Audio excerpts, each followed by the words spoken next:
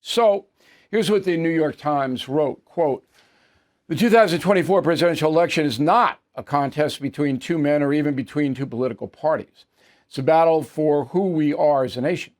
President Biden clearly understands the stakes, but he seems to have lost track of his own role in this national drama.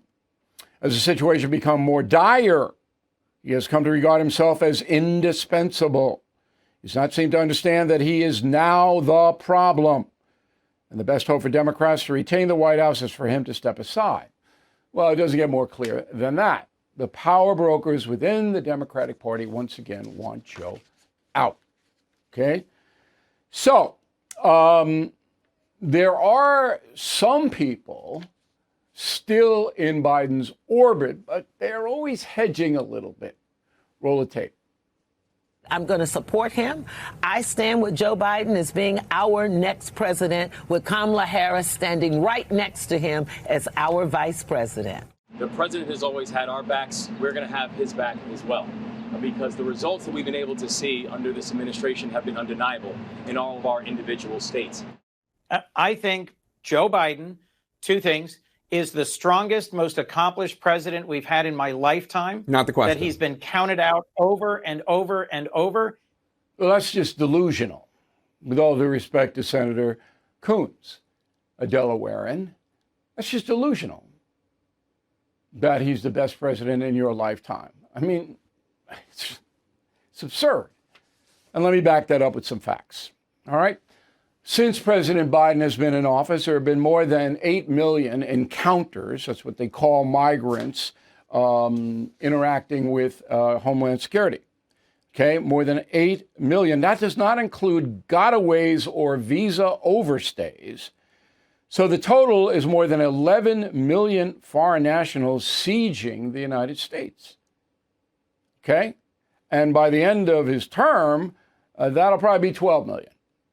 Maybe more.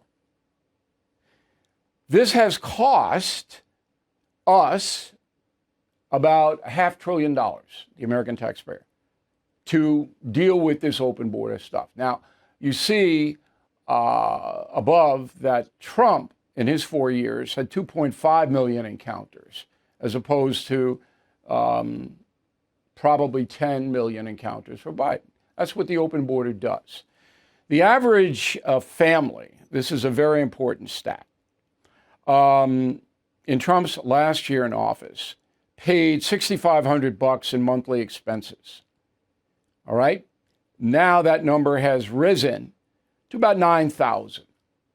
Probably more, because we don't have the 23 stats in.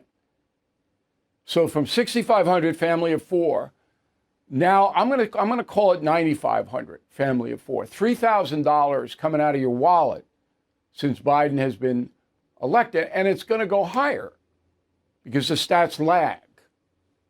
All right, this is a catastrophe for working people because their salaries have not kept pace, and they're paying more and more and more and more. And that doesn't count highest prices ever for homes, highest priced ever for car insurance and house insurance, and on and on and on and on.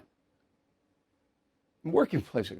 I saw Bernie Sanders on CNN. Oh, working people under Biden. You're just, again, I'm not going to call Senator Sanders a liar because he may not be smart enough to understand how the working American is getting killed under Biden. Really, Sanders may not be smart enough to understand that. The bilge, B-I-L-G-E, he puts out there. Okay, the spending on Ukraine, which would not have happened if Trump had been president, in my opinion, is now $200 billion. That's another thing. I need $200 billion out. You add to that to the $500 billion to deal with the foreign nationals, and abortions. Under Trump, 2.5 million in 4 years. Under Biden, 3 million, 2.9 in 3.5 years, going to hit more than 4 million. Okay, one more stat here that's important. So when you have an open border, you have drug ODs.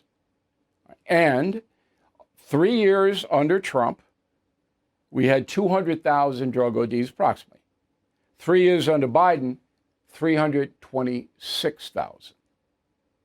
Now that shows you that the open border leads to death, the death of Americans, because the narcotics come in, flood in, because the border is easily accessible to the drug cartels in Mexico. And then you have these people going out telling you, speaking to the American public on television, I know Biden's great. He's the greatest president of my lifetime. Now, when you hear that, you should file it in your mind. Who is saying that? So this is offensive to me. I mean, if you're not smart enough to understand what a bad president Joe Biden has been, you shouldn't vote at all. Everything is expensive these days, you know that. The government is printing trillions of dollars and consumer prices higher than ever. If the government continues its printing and spending, the dollar could continue its free fall and lose its coveted role as the world reserve currency. Let's hope that doesn't happen. But there are a few things you can do right now. American Hartford Gold can show you how to protect your money, your retirement, your hard-earned savings against inflation by helping you diversify a portion of your portfolio into physical gold and silver. Start with a short phone call, and they can have physical gold and silver delivered right to your door or put inside your 401k or IRA. So please call or text them right now. Tell them Bill O'Reilly sent you. Call 877-444-GOLD, 877-444-GOLD, or text GOLD to 65532. Again, that's 877-444-GOLD, or text GOLD to 65532. Thank you for watching the No Spin News. To watch the full episode anytime on BillO'Reilly.com, please sign up to become a premium or concierge member. Visit BillO'Reilly.com to sign up and start watching today.